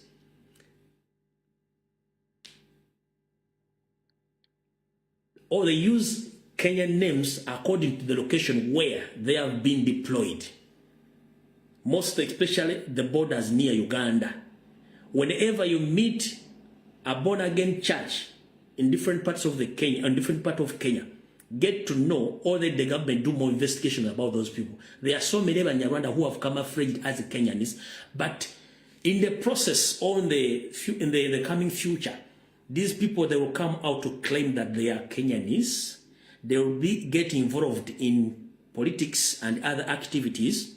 In the future, Kenya will be over, like as it is in Uganda, as it is in Congo as well. So, Kenyans, please be very careful with born-again churches in Kenya. Museveni and Kagame, they have transferred many Rwandese in Kenya, but using Ugandan passports. But right now, as I speak, some of them, they've already received Kenyan documents, including passports and national identification. They are good at learning quickly, more especially learning the languages where they are located. So Kenyans, be very careful, and Kenya government take caution about my information. This is a serious case. Under their plan, they want to occupy Burundi, Uganda, Kenya, Congo, South Sudan, as well as some parts of Somalia, because Somalia, part of Somalia is controlled by Museveni under the disguise of peacekeeping, as well in some parts of Ethiopia. Where do they get funds? They get funds from the National Treasury of Uganda. They get funds from the nations. Such men have been used in Uganda, mostly across the country, in money laundering, whereby Museveni has deployed a number of Rwandese across the country who are engaging in lending money. Ng'oyagala kutegeera ekintu kino, njagadde message lingi gituuse bakutegeere bulungi nnyo. Abasajja bonna bammanderenda b'eggwanga erimu eri Abanyarwanda, ssente ze badde bafuna badde bazijja mu ssente za USAID ne ssente naze mbadde mbagamba. Kati bayimiriza ssente zino bammanderenda azamu batandika okuba mu bizinesi kubanga supply ey'essente zibadde ziva yakendedde. Kati ekyo kimu ku kintu kye badde bakozesa okufuna ssente, kati supply yakendedde. Era n'emmotoka ezibadde ez'ebbeeyi mu Kampala, sajja avudde emmotoka ez'ebbeeyi, ssente zibadde zeezo. Era kati mutandise ozera nga zikendedde, n'ebizimbe bitandise okuyimirira. So kati no mukitegeere bulungi nnyo nti ssente zeezo, era njagala mutegeere bulungi nnyo. Kati gwe Muganda nga ali mu diaspora, njagala kutegeeza ekigambo kimu kiwulira bulungi nnyo, era njagala okijje ku nze. Abasinga okugimuga politics tatukwatako, tuli mu developed countries. Yes, muli mu nsi ezaakulaakulana, kirungi nnyo. Naye njagala kutegeeza, buli muntu abaako ensibuko ovuba n'obuddo. Bw'erabira ensi yo gy'ova, ebintu bikyukamu. Olina obujjajjabo n'ensibuko ye Uganda. Lwanirira eggwanga lya Uganda nga terinatuuka kugaana kwekulwanirira. Ompulidde bulungi nnyo, kye njagala obategeeza mu bali mu diaspora. Awo tuvuddewo.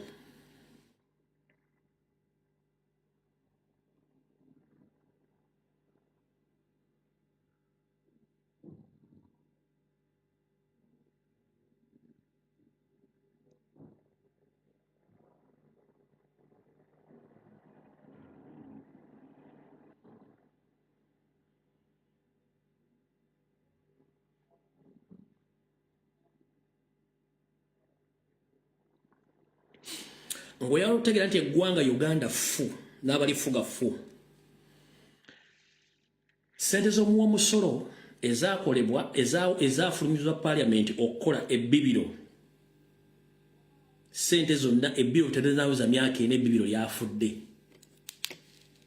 Wulira, nje bavuddeko akakiiko ka palamenti ak'ebyobugagga obwensibo kalambula emirimu ku bbibiro lya masannyalaze erya Isimba eryatongozebwa emyaka ena egiyise nga lisuubirwa okuwangaala emyaka egisoba mu 10 wabula embeera mwe balisanga bagamba tiyali yeeraliikiriza kati olwaliro akakiiko kano kasinkanye kampuni y'Abachina yakwasibwa eddemu ery'okuzimba ebbibiro lino okubanyonyola ku mulimu gwa gadibengalye ng'embwa etunda omuzigo gwe bakola so nga mu kuweebwa omulimu basuubiza ng'ebbibiro lino bwera ery'okuwangaala emyaka egisoba mu 10 nga mu myaka emitono gye lyakamala litandise okwonooneka. Answer, is this your report or not? It's our report. It's your report? Yeah. So do you believe there is a problem with the structural integrity of the dam or not? Sir, I want to... Go ahead, answer me. Do you believe there is a structural problem with the dam or not? No. From EPC contract, we have done a lot of efforts, but it's pity from our owner engineer side, he not say nothing. Ssentebe w'akakiiko kano Edmond Herbert aliko ebyomubaka w'ekibuga ky'e Soroti mu palamenti agamba baali balambula balaba nga ekifo afuluma amasannyalaze kyalina obuzibu ekireetawo okweraliikirira. When at that point we discovered that there were major cracks on the dam, I remember we had lots of fights in Isimba. CWE then promised to do remedial action. Ababaka batadde Abachina ku nninga okunyonyola nga mu kwewozaako bagira ensonga ezimu bazeebalama okuzoogerako obutereevu wadde nga akakiiko kasoose kubakubisa birayiro nti bagenda kwogera mazima na bwenkanya. Shall be the truth. Okusinziira ku babaka akakiiko kano ekifo afulumira amasannyalaze wagenze bwesimwa enkokoto n'evaayo ekintu eky'obulabe eddala nga kiyinza n'okuviirako ebbibiro lino okubwatuka olw'amazzi ne ganjala amayumba g'abantu abaliraanyeewo. Tweraliikira bw'otasaana kusanga amazzi ogasangawo kati bino tuli mu projekiti z'amasannyalaze tweraliikirira nti eno aliwoning abantu baffe abakola mu ddaamu ebasobola okufuna obuzibu. Kyokka Abachina tebalina kyamaanyi kye banyonyodde ng'ebisinga bakira balujuliza bakama baabwe abali mu kibuga ky'e Beijing e China wabula nga bano boogedde nabo ku mutimbagano basanze akaseera akazibu ku by'okunyonyola pulaani gye bagoberera mu kuzimba bbibiro lino ekitamatiza ababaka.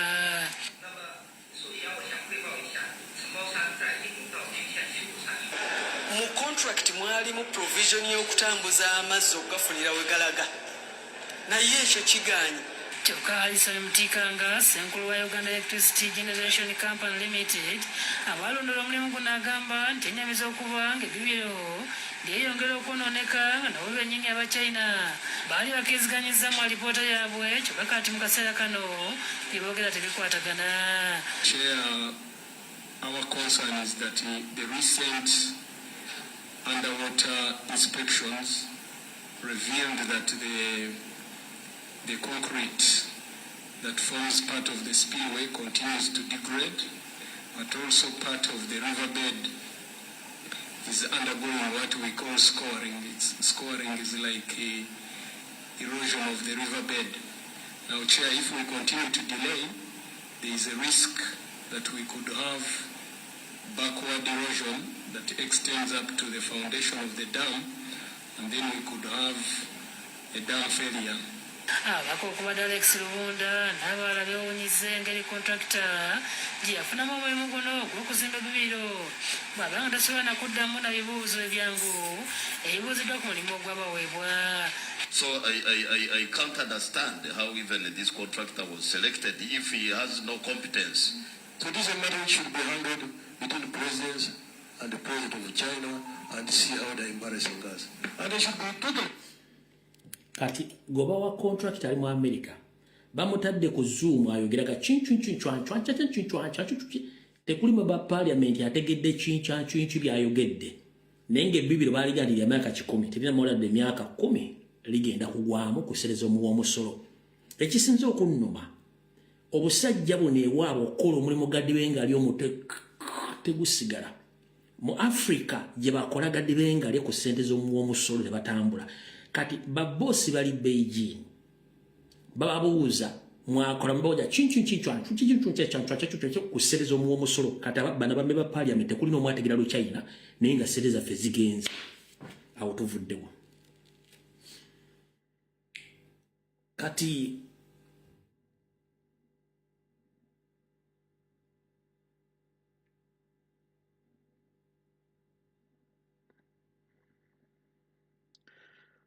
waliwo ka video kenjagala obbazanyira wano museka kibina ebintu si byakuseka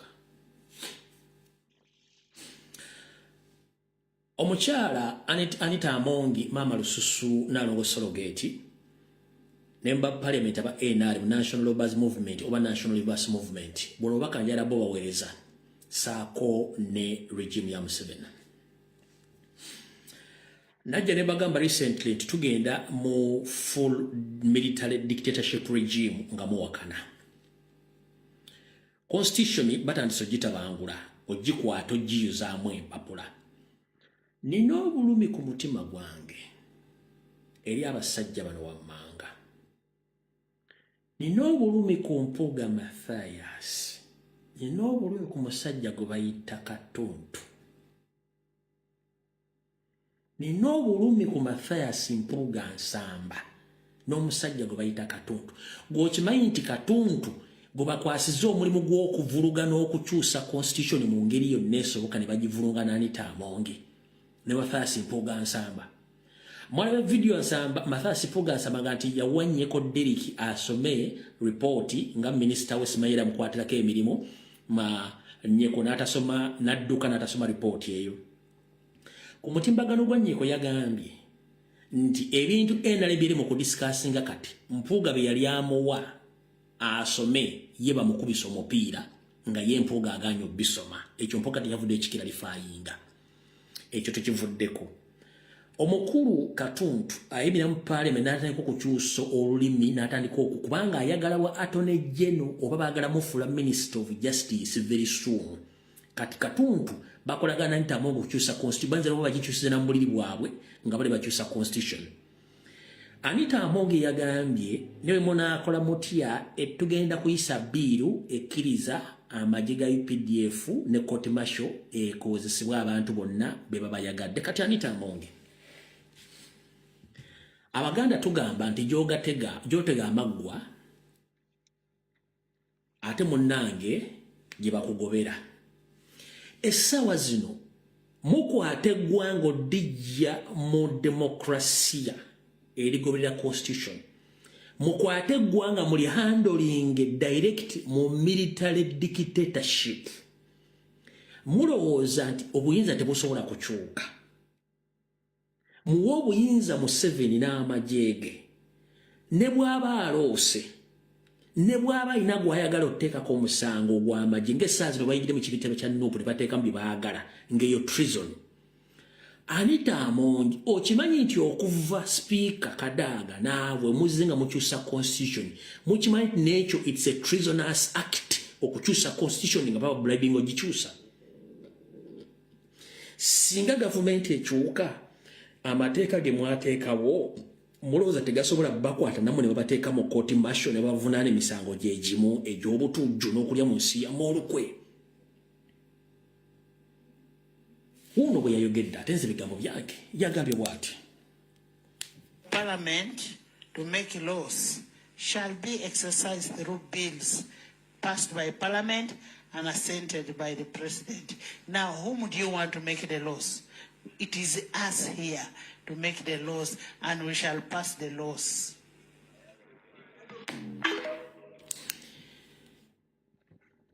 Mbo ani gwe musuubira okuyisa amateeka okukola bills okukola amateeka ffe wano mu parliament ffe tujja okukola amateeka ate era tujja gayisa n'era etteeka ly'amagye tugenda ddiyisa naye omukyala ayogera ebigambo bino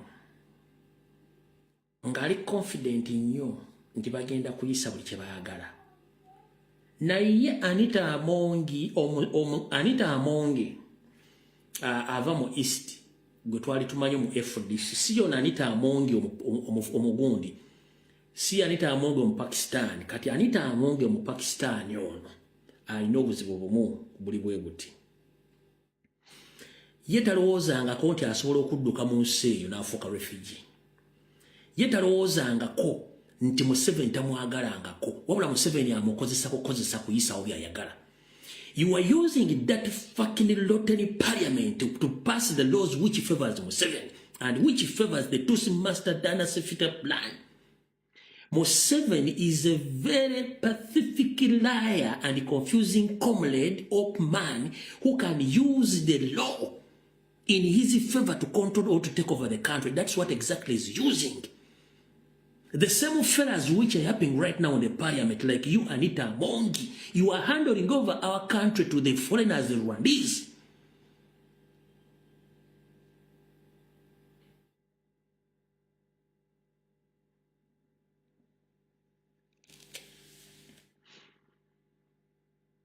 Mukwate gwanga lyaffe muliwo abasajja abanyarwanda nga muyita mu parliament. Nenga nkubuulira ogenda kumala kuyisa buli kimu. Buli choices kigenda kukwatako bulungi gently. Anita, whatever you are helping Museveni to pass through that parliament, that act or that law, it will hand you or it will arrest you back.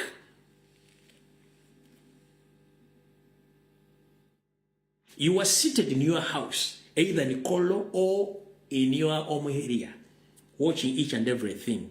But remember, Museveni doesn't leave traces behind. He will kill you if you want or not. Because he knows you will be the witness in the International Criminal Court or in the future. The country is surrounded by Banyarwanda in each and every department. Don't you see that the country is heading somewhere else? Each office you approach, you find 99% Banyarwanda who come afraid to be Banyankore. You can't wake up and identify the problem where it is. Each office, ministry, police, in the army, in any government sector, 99% all are Banyarwanda. Don't you see that these people, they've said themselves that you are helping them to set each and every law which is going to help them to be there in power? Mutegera unako chimwe bakazi mwe bamemba parliament mutegera unako chi wache gwanga lyafe muli wayo amateeka ge mukolera Museveni mateeka alowooza sense nti buli kimwali democratic nga bwe yagamba. Is not democratic. Yayagala mukole ekintu nga wali abasigira ekifaananyi ayise mateeka naye nga akyagalanga ye kubanga kyayagala. Naye buli kintu kibeerako obudde nakyo ekikivaamu mujja tegeera ekituufu kikiri. Kyovula si kyakalabibwa parliament. Obudde bugenda tuuka nga tulina okwejjira eggwanga eryo mu ngalo zammwe tulyeddiza. Etteeka lye bagenda okuyisa eriddako lirino mumpulirize nnyo, ladies and gentlemen.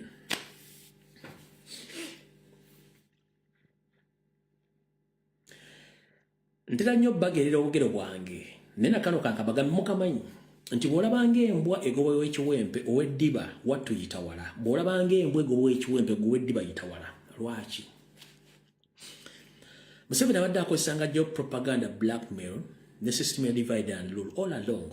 Ngeri emukolera bulungi nnyo until wasanze resistance mu 2019 up to now ng'Abannayuganda basobola okweyogerera ensonga zaabwe. Ndi musanyufu nnyo ebyensoso abaana ab'obuwala abatandise okulaba ensi mu ngeri ey'enjawulo nga bavuye okwogera ebyobufuzi. Ndi musanyufu nnyo era mubale nnyo mumalire nnyo banjabu n'abala musigale nga mwogera. Wabula abasajja bano n'abakazi babadde bakozesanga blackmail propaganda against their opponents ne babaswaza ne bateeka wali. Naye Museveni abadde nga akozesa ekigambo kya elimination ne surgical operation ng'akikozesa. Gwawulira tagenda musobola propaganda nga amugjawo nga amutta abalanga abawamba. Kati ffe tetulina buyinza busobola kubawambadde okubatta ne bo babulina.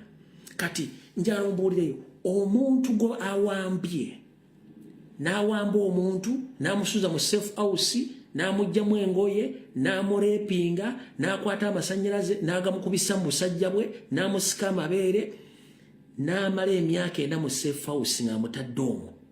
Abamu ne babaziika nga bafudde ne mugoba abantu ku ttaka. Kati abasajja bano mbu essaawa zino olabira nti bayidde era dikiteeta ali mbulumu bwanjawulo mbu ebigambo byamubagamba bibaluma nnyo n'okusinga ebikolobero bye bakola batya.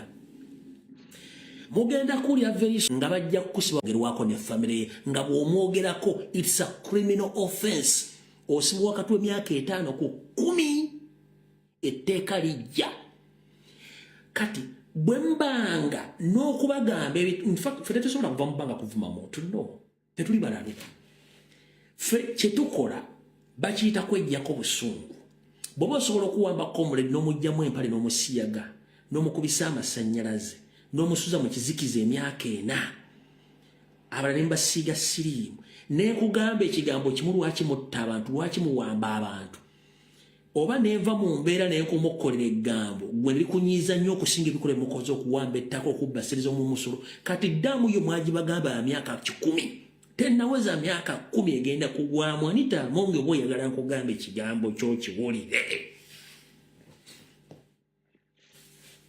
Museveni ossa abantu oyagala nkugamba ekigambo kyo kiwulire bwe mba nga nsobodde okugamba nti ng'ekigambo kino nti ABCD n'owulira nga kikulumya ennyo gwe okusinziira ku kikolobero ky'okoze n'otandika n'okuteekawo etteeka mbw'oli bw'akwogerako ogenda musiba kati ng'ate muyidde nnyo nze ndowooza ye option abaana gye balinawo eri that is the most easiest way abaana gye balinawo okwejjamu obusuulu ate munaabagaana okwogera kyembagambye ekiri wali eri nti temukyagala kati nabbagambako mwagala kukola tteeka kati anita amonge wajja oli muddugavu kati oli mu Filipino so when I talk about you are changing in color bleaching then you open a case a criminal case against me telling you the truth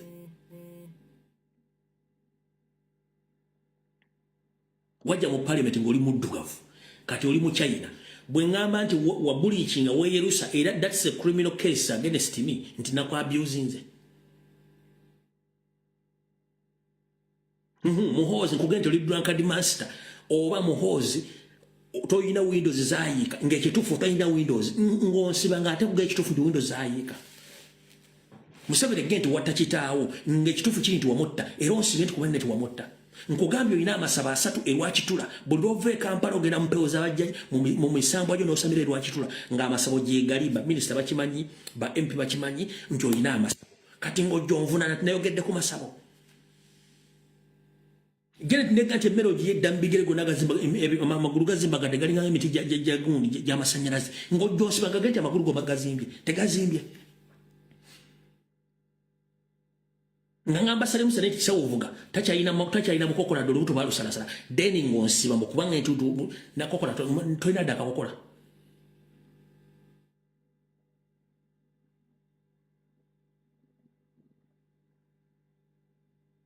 kundi ate temuyite muyina koma constitution mugijjewo olumu mugambe kati wakyali constitution buli ayogera bwe tutta nakino kankibagambe lumu bwemba mwagala kubeera emirembe mu Uganda mukwate bannayuganda bonna either mubatte musigale mu Banyarwanda ng'emujagala ne bwe tubanga tukyali mu bannayuganda temugenda tuleka kajanja akasumagizi eyalira nga bw'anaatuuka mu buli agenda kukola muki ffe wano abaana ba national platform na people power tetulumba muntu nga talumbye Nuupu talumbye president tetulumba muntu nga talumbye Nuupu oba talumbye president General Proscovia na Raiso video yongirabye nebiyogedde byonna mbirabye ngenda kugamba ekigambo kimu sigala mu layini yo yogera ebirungi byemukoledde eggwanga wabula toddamu kulumba Robert Kyagulanyi Ssentamu national platform sigala mu layini yo nga bwogenda osigadde mu layini yo tetugenda kubaako na buzibu the moment you cross n'osala layini nojja tugenda kuddamu okukuba kabisibisa ate bubi nnyo nkiddamu General Raiso video yo ngirabye naye ngenda kugamba information ina Kamala Kamusoga sigala mu layini yo toddamu kumanyira Kyagulanyi omuyisa simanya akaana omugambi biki fere twagala muntu avuma Kyagulanyi oba avuma enkyukakyuka bye twogera byonna kugamba nti bituufu tekuli kikyamu goli waddemu okwogera development zammwe omwagenda mu majene mulwana ne mukola buli kimu that is your right but attacking Robert Kyagulanyi Ssentamu, attacking national platform, tujja kufayalinga tukukube mpaka kuwulira bubi ekyo nkyo kigambye. Kati mwagala kuleeta tteeka bwe bikole mukole kati muleso mu China ku Skype abanyonya bage chinchwa cha kati nze nganzi jansinika ebinye mu China yogedde mbamu amagezi ojo twaleta kali anensinike ate mwana mbamu amagezi mugesezo mu musolo tube mwama tusirike mudu tamaje Kongo parliament manyi tusirike tuleme kwogera esawa zino mumenye kitebe kya nuku mutadde mu byokulwansa mugule mukola file ya kusiba kyagula tusirike. The only weapon jetuyina ya kwogera bomuna atujja ko weapon yoko mojja tusindikizo tubagambye bututagala genda kubanga tukimanyi mwenna abanyarwanda tekuli yali agenze mu olutalo lwalano Baganda nkidda mu 7. The people who fought the 1980 war, they were Baganda, not Banyarwanda. The current Banyarwanda, they haven't surfaced or engaged in any war. So go slow against us. We can. And that is our country. We are not refugees. We are not foreigners. You are a refugee and you are a foreigner in our country. We can. But don't force us into that path. So mugenda kukolera duteeka mbokwogera ku Museveni mu kine family sebo tugere ki kati guno omukono gwatambuza guli buti tegumuvinga guli wano ngwogere konti omukono gutambula ngwogere konti kansa tagulya ngwogere ko kiguno olumo joli muzeyi nnyo ne bakubeddagala kati nemegamba nti oli muzeyi oli Museveni oli gino ono gobamaze okupimpinga yono nakyo mugende twogedde bubi.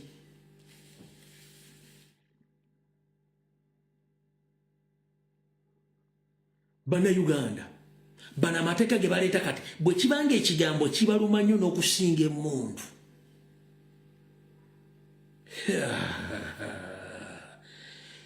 ani yali amanyi nti Jeno Mulamba ebigambo bitandise omutiisa? Who knew about that?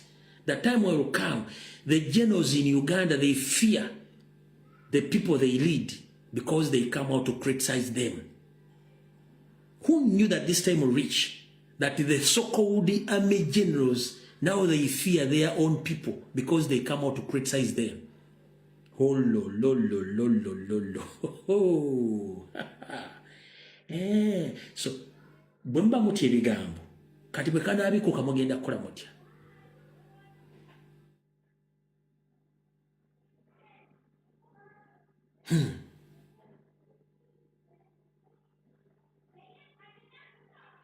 Nakino kanki bagambe ekigambo kye bayita frustration ye muntu okubanga asobeddwe kale mu kibira. Omuntu ali frustrated asobola okukola ekintu kyonna ekiwuyadde ekyewunyisa ensi. But lucky enough, Ugandans are frustrated, but they can still say what is on their heart, on their mind. Kyekyenjawulo bannayuganda kye balina. So, omuntu obeera frustrated nayogera ku nsonga, gwe n'omugamba ati ate ligenda fuuka tteeka obutayogera ku nsonga. Mutuziba mimwa. Mwagala tuziba mimwa, no problem. Saagala bamalira budde na data. Njala mukaba baako. Netteeka lijja, eryo etteeka lye bagenda okuleeta mbu kijja kuba bakuvunaana bw'oyogera ku Museveni ne famire ye n'abakulembeze mu gavumenti okuboogerako. Mbu nakyo kigenda kubeera musango. Ligenda kubeera tteeka bagenda ddireeta mu tebaagala boogerako. Kati ate Tamongi wabba amabaati, Nabbanja mwabba amabaati. Tugambe munnange tugambe Anita Amongi yeegulira amabaati. Tugambe Museveni abadde atugamba ffe tuli ebisi ffe tubadde tukatasereza bisi kati twazudde yabadde azibba bannaye Museveni ate sente ezibadde zibava mu USAID mbw ate Museveni abadde azirundamu ente lwaki ebyo mwagala twogere nno mubadde muli ebisiyaga era nga twagala accountability. Ompulidde bulungi nnyo. So bannange ebyokya biggwa byokya. Njagala video njite buli muntu agende gyasula mukaba 13 mpeera wabula nkusaba buli comrade yenna akozesa platform yo mutandika okutambuza information nga mukoneminga muhozi mukonemminga CMY ne mutabani ne Museveni ebikola bibakoze okumenya n'okuwa bannayuganda kubanga kibali mu kukola ekyo kintu kikyamu nnyo temutusindikiza kutuusa emutandwa tetugenda mukama 13 mpeera video wedde mweraba